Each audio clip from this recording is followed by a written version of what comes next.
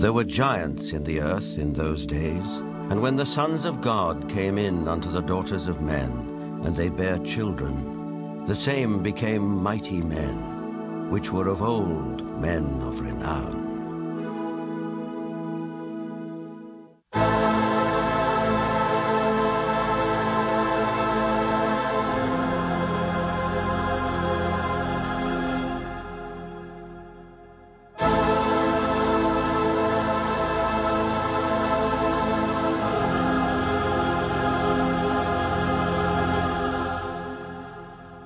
The Maya and Incas of South America believed a race of giants existed on Earth before the Great Flood. So did many other ancient civilizations. Some took them for gods, others left likenesses of them in stone or wrote about them in their histories. The Greeks and Romans told of blood falling from heaven and landing in the lap of the earth goddess Gaia, who gave birth to the Titans, a race of fearsome giants.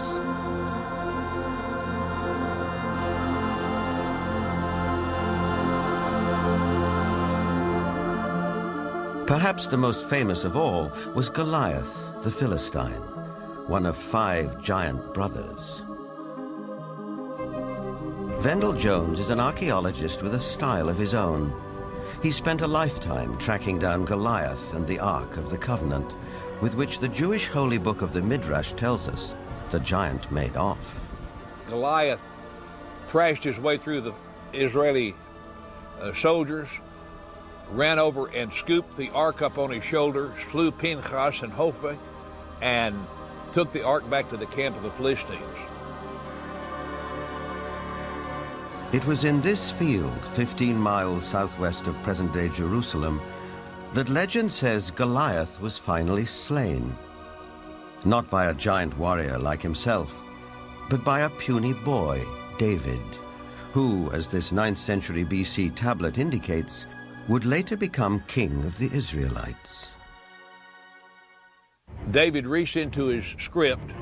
He pulled out this black thing with long leather straps, and he put it on his arm and wrapped it like this, and said, "You have come against me with a buckler and the armor and a shield and a sword, but I'm coming against you in the name of the Lord God of Israel." Then he reached in and pulled out another set of leather straps, but this one had a stone in it.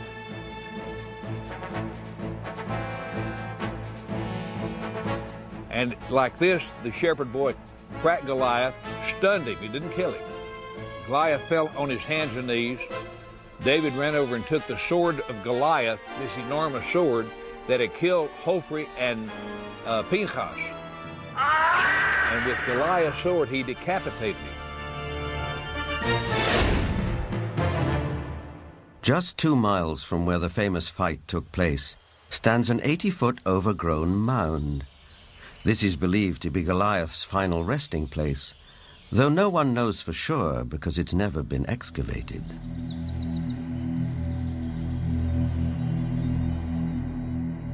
In the American Midwest, there are also many large mounds, which are said to be graves.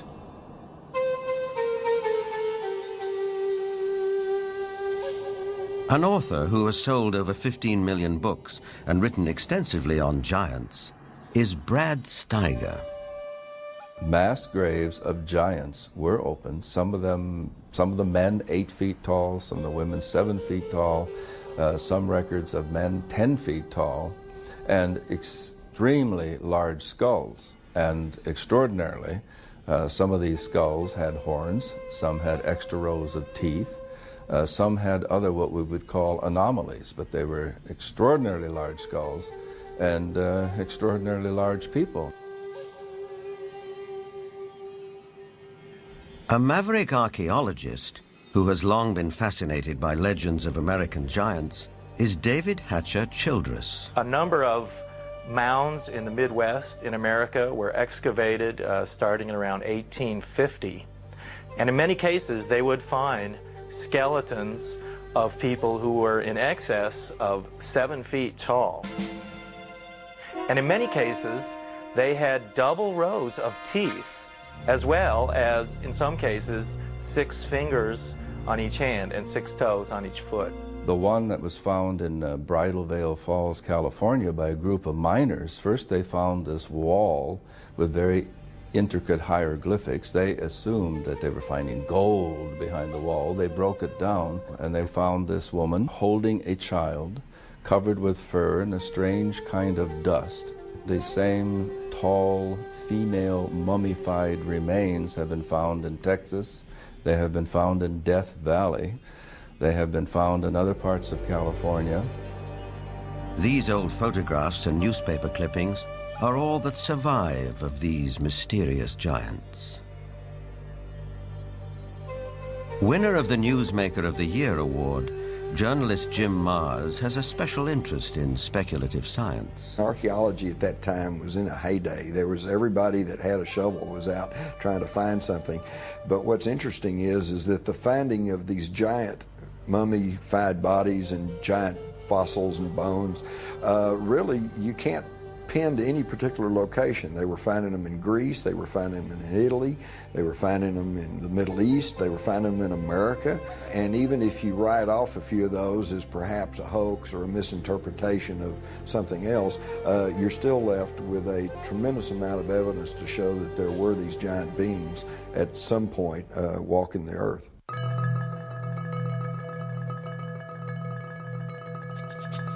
In 1912, ranchers started coming to this isolated cave near Lovelock, Nevada, to dig out bat guano for fertilizer. Inside, a surprise was waiting for them. They began excavating the 10 to 15 feet of guano that was here in this cave. They started discovering some unusual artifacts.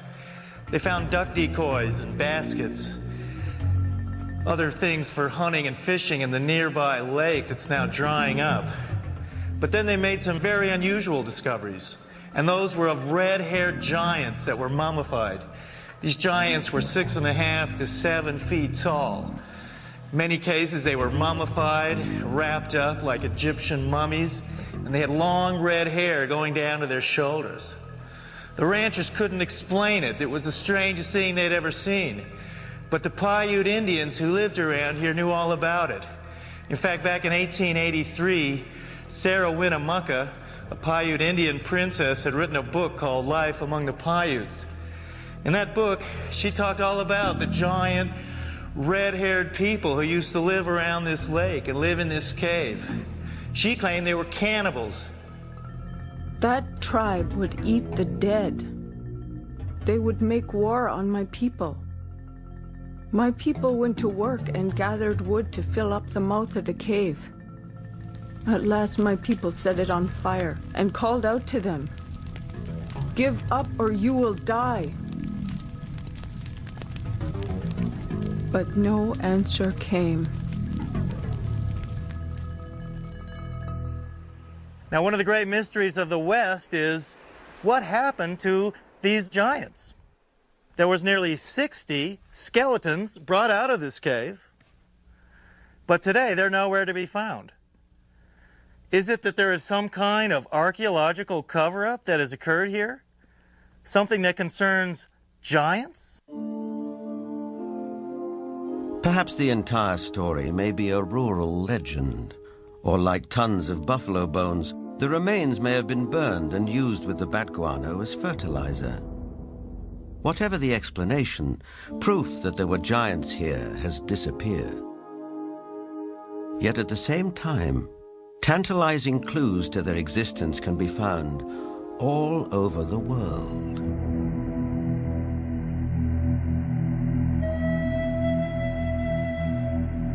In South America, there are giant figures carved into rock so huge that at ground level it's hard to tell what they depict. Though from the sky, that becomes dramatically clear.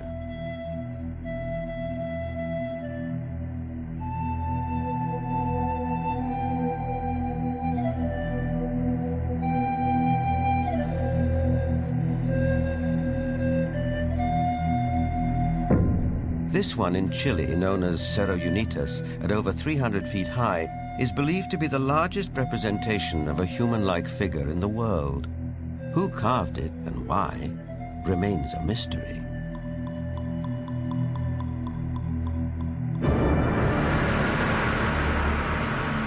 Half a world away in the United Kingdom, other giant figures stare up into the sky.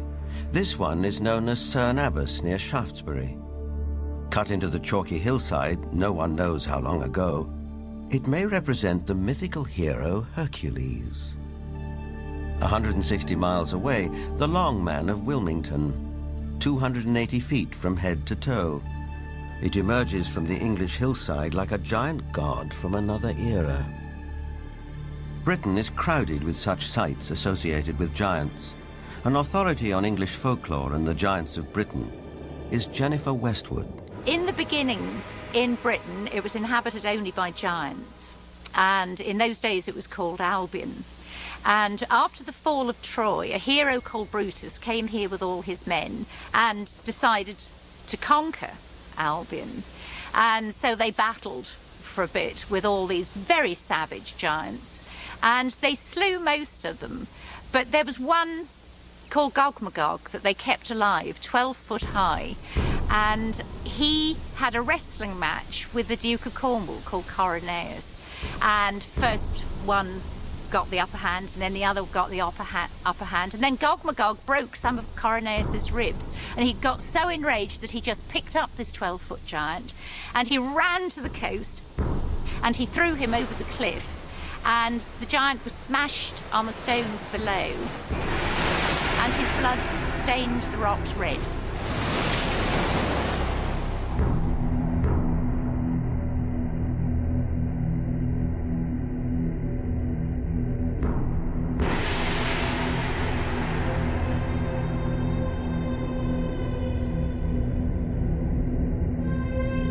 Giants also figure in the mythology of Stonehenge, arguably the most famous megalithic structure in the world. These massive standing stones, the largest 30 feet tall and weighing 50 tons, were erected here thousands of years ago. The early Britons called the stone circle the Giant's Dance and believed giants had built it. Who really built Stonehenge and how they did it are enduring mysteries.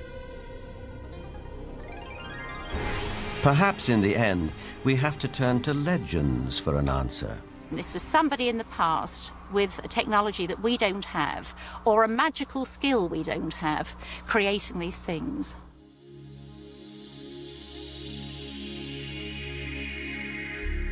The spiral-shaped Gilgal Rephaim is situated in the Golan Heights, 50 miles from Damascus.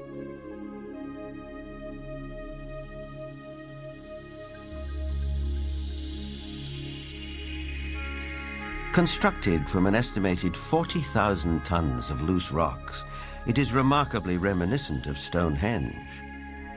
Both have been dated at around 5,000 years old and have similar megalithic stones. And like Stonehenge, Gilgal is also said to be associated with giants.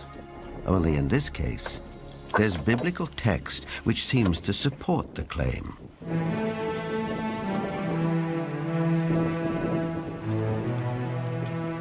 Israeli archaeologist Daniel Herman is investigating the newly opened grave. This is a tomb of someone obviously a very powerful man. Look at the size of the stone slabs used.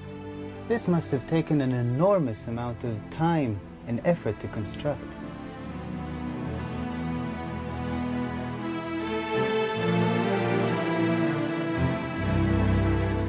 When the Israelites came here and wrote their Bible, it was already here. They saw it. So they have documented the identification of the site by saying that this region was ruled by Og, king of the Bashan. Og is described in the book of Deuteronomy as, and I quote, "For only Og, king of Bashan, remained of the remnant of the Rephaim." Rephaim is Hebrew word for giants.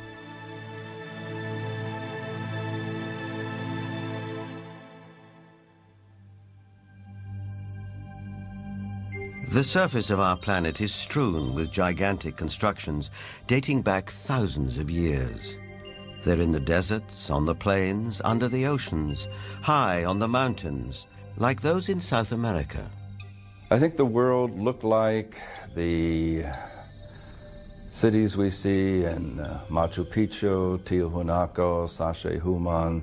I think it was a world peopled by giants who structured their buildings out of massive building blocks, 500-ton, 250-ton blocks. Massive ruins, the scale of which stagger the imagination, are found throughout Central and South America.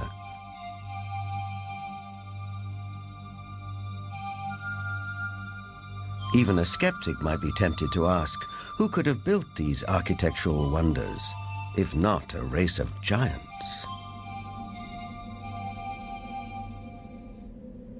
People of the Mediterranean island of Malta have an ancient belief that their island was known as the last stronghold of the giants of Europe. An explorer who has made a lifelong study of megalithic structures is the best-selling author of The Eyes of the Sphinx, Eric von Daniken. Malta has gigantic temples. They date really back to the past. Nobody knows exactly, but 5,000 years at least BC. And one of the temple in Gozo still today has the name the Temple of Giant, Gigantia, they call it there. A local legend says the temple was built by the giantess Sansuna. The blocks are so huge, so heavy, that no normal human being could have moved it. In Bolivia, only 30 kilometers from Lake Titicaca, there are gigantic stone platforms all over the place. The largest of it was once 29 meters long. Its weight has been calculated with 900 tons. Now, this is on a place where we are 4,100 meters high in the Andes, which means there are no trees, no wood, nothing. It is not possible to transport a 900-ton platform without any wooden rollers. Even with wooden rollers, it would be extremely complicated. So these facts are here. You can see them, touch them, photograph them, but there is no explanation for it. For sure, the pre-Inca Indians, the Aymara, were not able to move it. So what is it? What's the result? We don't know. On many places on Earth, we find structures which could be related or to ETs, to a technology which we do not understand, or to giants. ETs, giants, a secret technology? Believers take it in their stride. Here's the best-selling author of Architects of the Underworld, Bruce Rux. The architects are that race or those races who built all the megaliths in the old world, the pyramids, Stonehenge. They are the people who walked before us, the ones who inhabited this world before we did. We have called them gods. We've sometimes called them giants. They left their handiwork behind, and we have not been able to duplicate it. We've only reached the point now where we can really appreciate it. In Lebanon, 44 miles from Beirut, are the imposing ruins of Baalbek.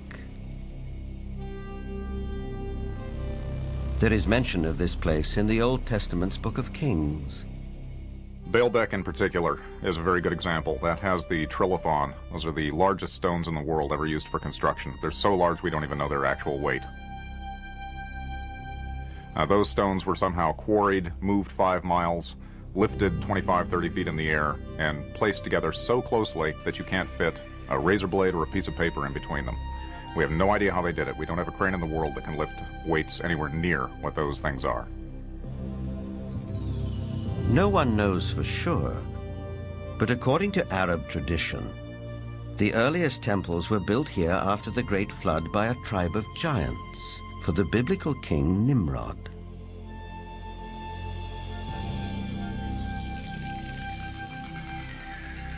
But what exactly do we mean by the word giant? Bloodthirsty monsters like the one-eyed Cyclops of Homer's Odyssey? Or the fee-fi-fo-fum ogres of children's fairy tales? Or could it also include peaceable giants, living as you and I do, walking the streets of our cities in the full light of day.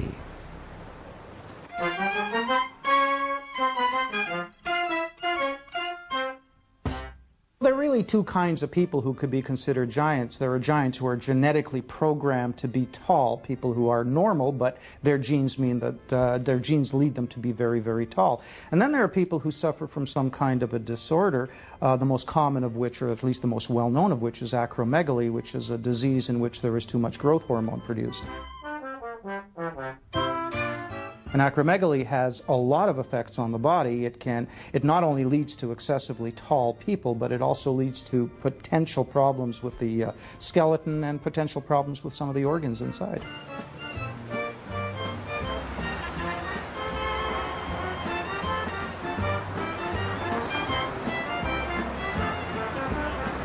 Ryan is a healthy, well-proportioned, 7-foot-tall, normal young man. I just wish I were as tall as he was. But what makes a person unusually tall? Is it a family trait, nutrition, or something else? Are tall people just ordinary people of exceptional height? Certainly some tall people are giants in their profession, and if that happens to be basketball, they may be millionaires too. Genuine giants didn't always do so well. Here's Jack the Giant Killer presenting his latest capture to the king. Towards the end of the 19th century, this 9-footer was given to the Russian Tsar as a gift. For some of the vertically unchallenged, it was possible to make a modest living by displaying themselves in public. From there, it wasn't very far to the Carnival Freak Show, which wasn't complete without one or more giants. Even after death, they could still draw a crowd. Anna Swan and her husband Martin, both 7.5 feet tall, went on tour as the world's tallest married couple. It probably took 2 storks to deliver their 24-pound newborn.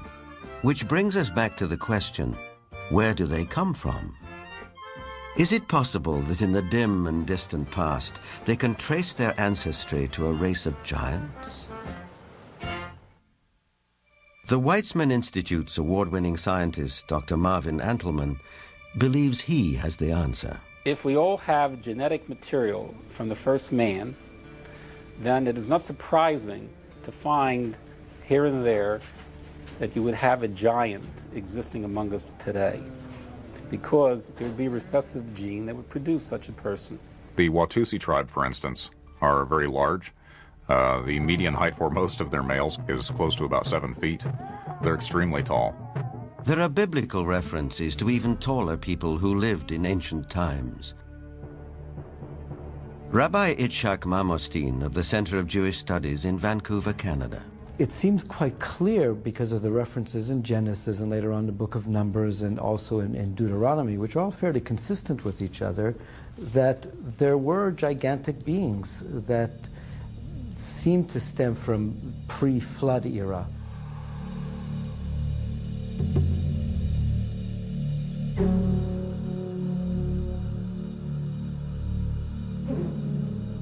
Is it possible that environmental conditions of past ages favored the development of giants? Certainly we know from fossil evidence that some species, like dinosaurs, grew many times larger than they do today. A supporter of this thought-provoking and controversial theory is Dr. Carl Bohr. Optimal genetic expression means the best that the organism has within the DNA is expressed because of favorable atmospheric conditions. Based on fossil evidence, trees like the California giant sequoia grew much larger than they do today. One theory explains this by proposing that environmental conditions in the distant past were more conducive to gigantic growth.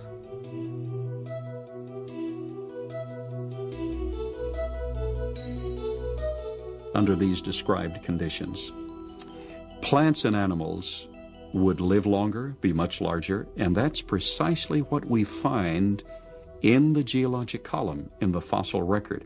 Plants were much larger. All living systems were larger.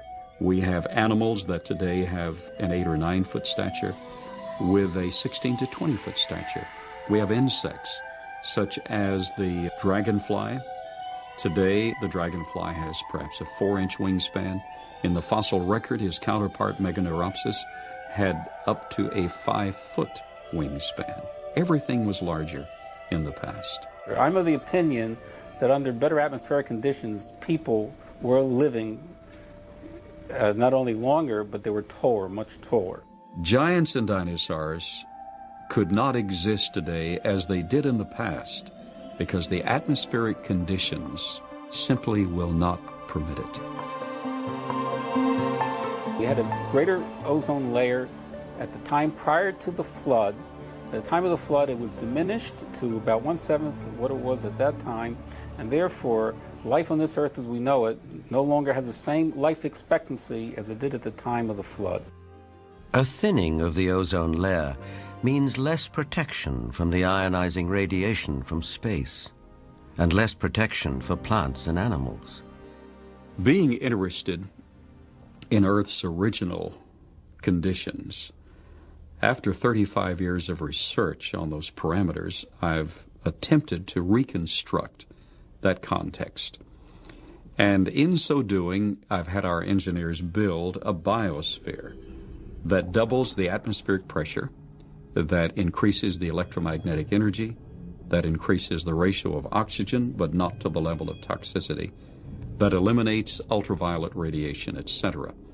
And the experiments that we've run have been very gratifying.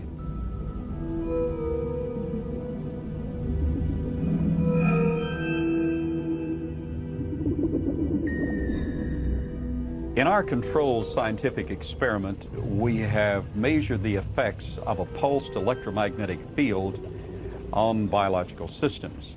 We have these Pacu piranha fish that normally at 3.5 years of age are about this size under optimal conditions. Yet we have them now in excess of 20 inches, weighing just under 5 pounds each. Under these controlled conditions, we have succeeded in producing giantism at an accelerated rate.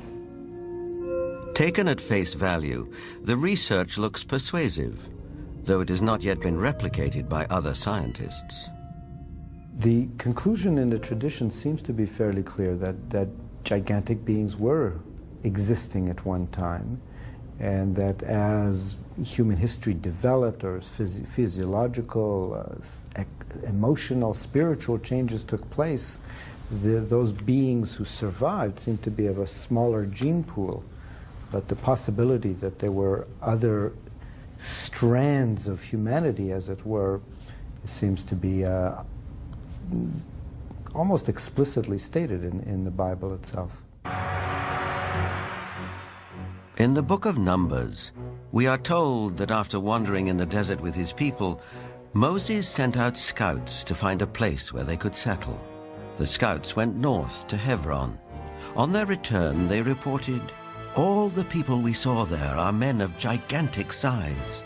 We felt no bigger than grasshoppers, and that is how we looked to them."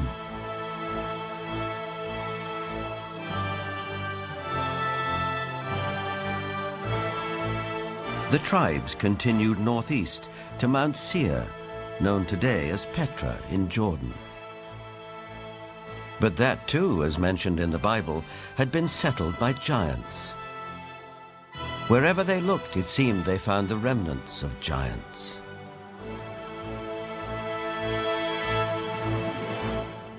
If we look at Scripture, there were giants in the earth in those days. And if we take that literally rather than symbolically, that there were simply men of great powers and extraordinary abilities, then we could say that the first men, the first humans, were giants, or we could theorize that these giants came from somewhere else and used Earth as a colony.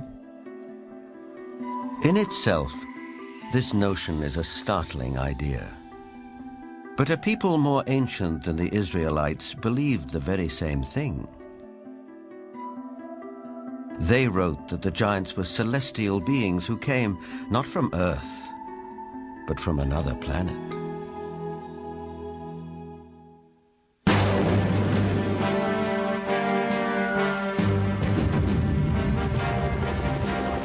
This is the battleground of the Gulf War.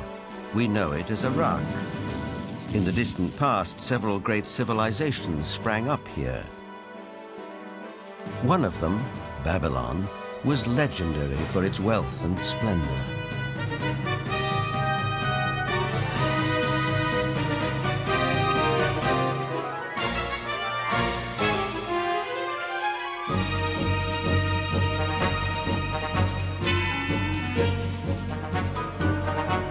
But long before Babylon, as long as 6,000 years ago, another remarkable civilization evolved. Its people were the Sumerians, who had an extraordinarily advanced culture. Their list of first just almost sounds like a whole list of our whole society. They had the first bicameral Congress, they had the first writing, they had the first school systems, and you know, you just go on and on and on. So you have to ask, well, where did all this come from? And I think that you need to turn to the ancient Sumerians themselves and listen very carefully to what they have to say, because what they have to say, not just in one place, but over and over and over again, is that they were taught civilization by these beings that came from the heavens to the earth. They called them the Anunnaki.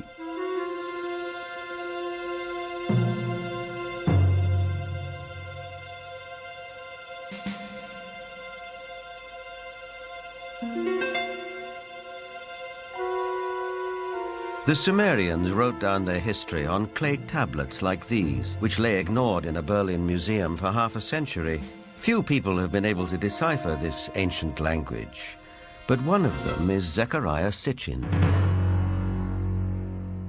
The writings and the pictorial evidence left behind by the Sumerians going back 6,000 years speak and depict people who came from another planet called Nibiru, and many of the depictions show them much bigger, at least by a third, perhaps more than the average human being, so they were giants.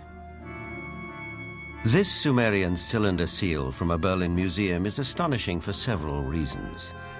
First, it depicts our solar system with the sun at the center and the planets arrayed around it, a fact not known to European science till around 300 years ago. It also shows the planet Pluto, which we didn't discover till 1930. And amazingly, there's another planet, which the Sumerians called Nibiru, and believed that it was from where the Anunnaki, or celestial giants, came from. If you look at the three figures depicted here, they all look more or less the same size. But if you bear in mind that this figure of the deity, that he is seated, and you add from the knee to the hip to his size, you will realize that he is about 10 feet tall, a giant, one of those who from heaven to earth came.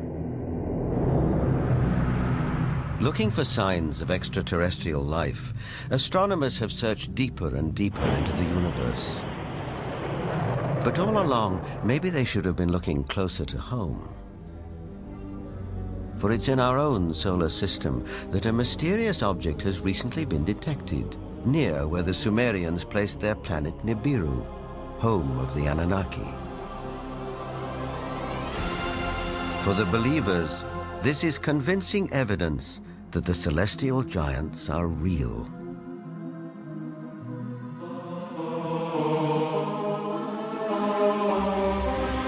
The ancient Sumerian text, just in a very broad overview, basically tell us that more than 400,000 years ago, that these Anunnaki came from space and landed on the earth in the Tigris-Euphrates Valley. They began to set up a colony that they called Eden. According to Genesis, Eden, or Eden, is where Adam was created from dust and Eve from one of his ribs. Others, however, have a more high-tech version of how human life began. In time, needing manpower, needing workers, jumped the gun on evolution using genetic engineering. They took the sperm of one of the Anunnaki, mixed that with the ovum of a primitive humanoid, probably one of these primitives that we are now finding archaeological remains of in Africa, the famous Lucy. And they produced a hybrid which eventually became Cro-Magnon or modern man. Legend has it that when the Anunnaki came back after several thousand years to see how their genetic handiwork had turned out, they found the Earth females irresistibly attractive. It starts in the Bible. There you can read, in the beginning at Moses, when the sons of the gods saw that the daughter of men were beauty, they took them to wife. Later, out of the body's womb, giants came. So destructive were these titans that the Anunnaki who fathered them decided to destroy them. The apocryphal book of Baruch even tells us how many giants were wiped out. The book of Baruch says, "Then the Lord created the great flood, destroyed all life, which then was on earth, including the 490,000 giants."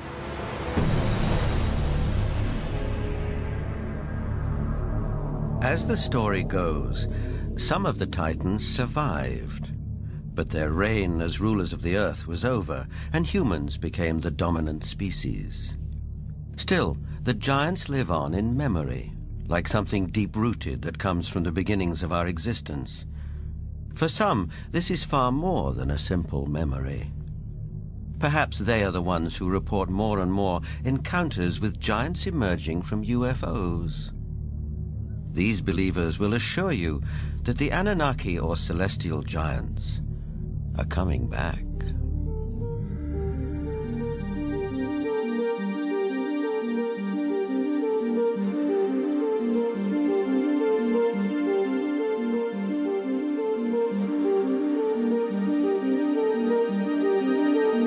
The town of Yatzitz is 25 miles west of Jerusalem.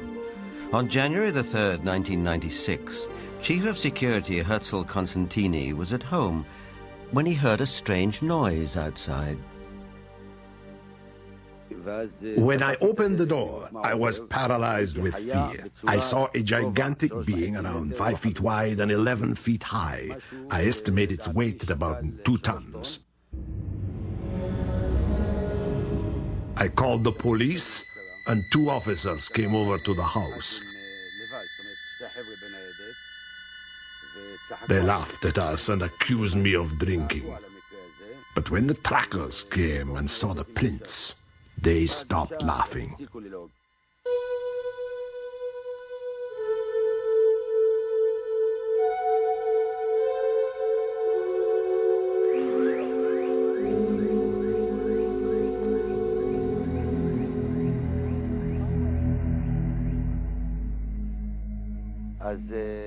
The tracks led right across my field. Many of them were 14 inches deep.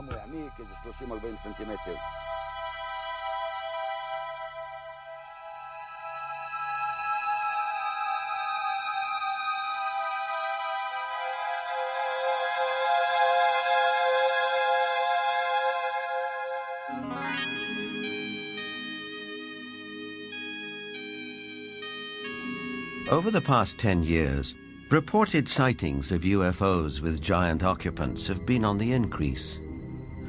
Former director of the British UFO Research Association, Jenny Randles, is familiar with these statistics.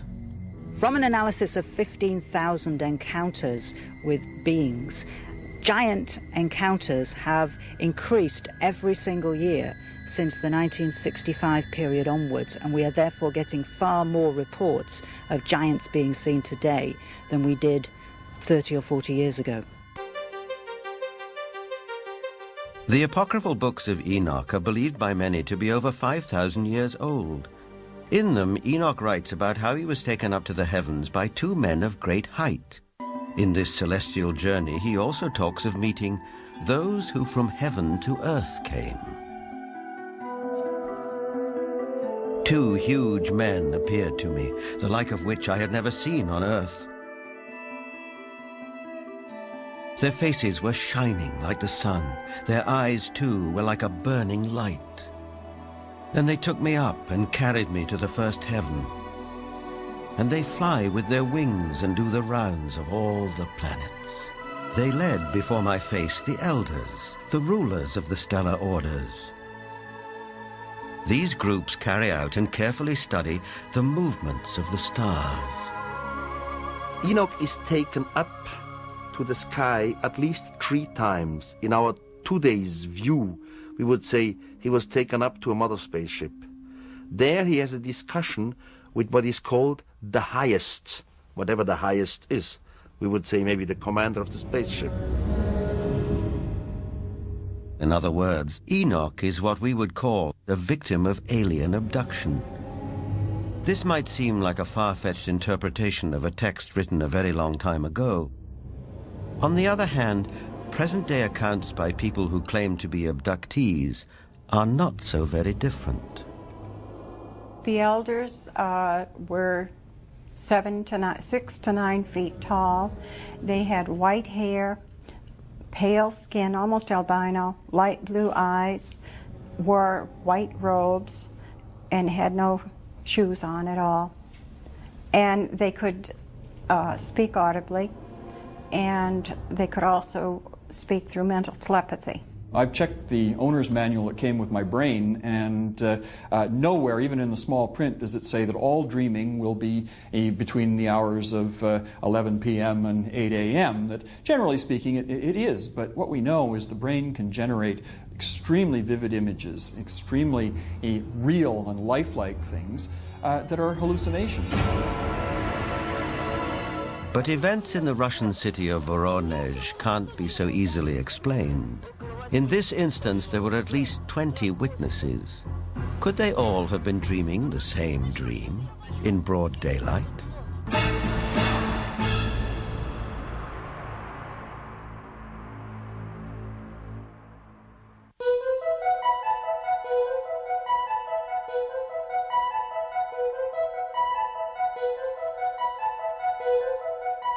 In September of 1989, something happened in the city of Voronezh, 200 miles south of Moscow, which caught the attention of the world press.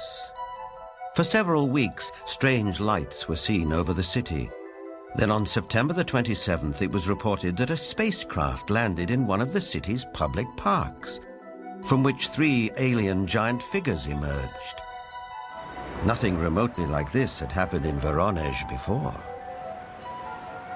Before coming to America in 1990, Ukrainian journalist Paul Stonehill covered the Voronezh story for the international press. Top Voronezh researchers of anomalous phenomena, who include scientists, geologists, and also some military people, went to the site immediately thereafter. They were on the site on the 3rd of October studying and collecting specimens.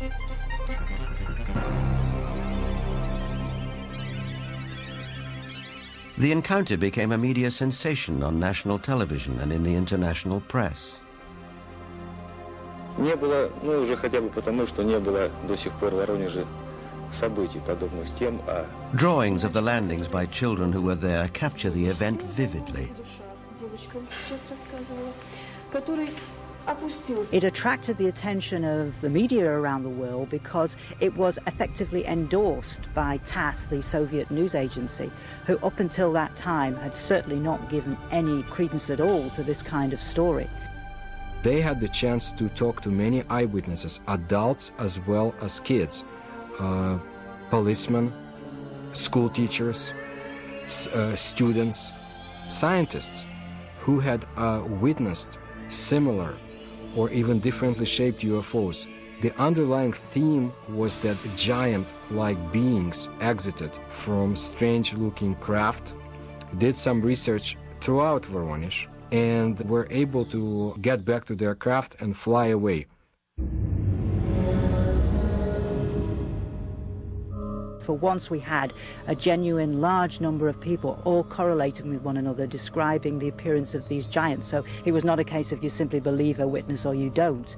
Here you couldn't fail to believe them because there were so many of them talking in concert. I was standing not far from the main road of the South Park, and I saw this flying object at an approximate height 250 meters. It stayed at the same height and did not move horizontally. I was very interested by all that, because it could not be any kind of meteorological balloon. There was a squeaking sound.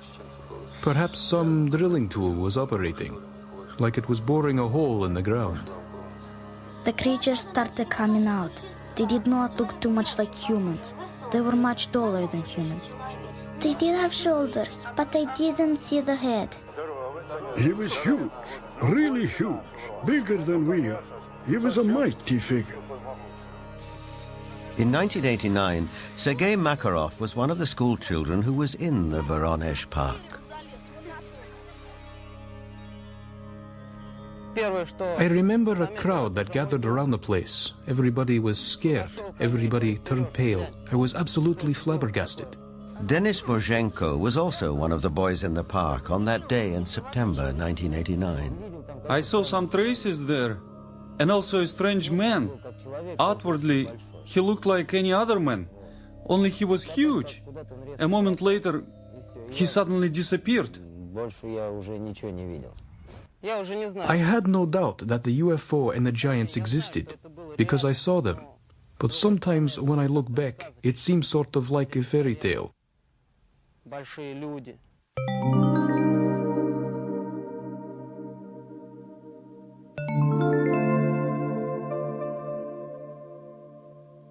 What we're seeing today is very much what we have seen all throughout history. It's nothing new. Anything going on with the UFO phenomenon today is something that has always been around, and you can find it in ancient mythology all over the world.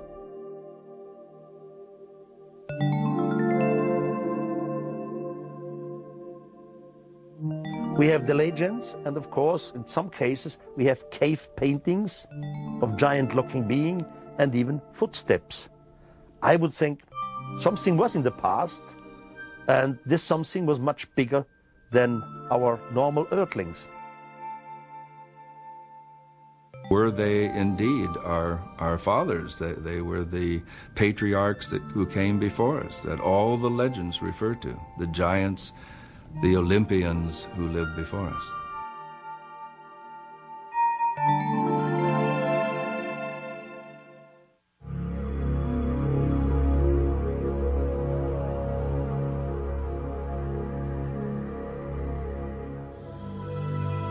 Whether fact or fantasy, giants have occupied our collective consciousness for as long as we can remember.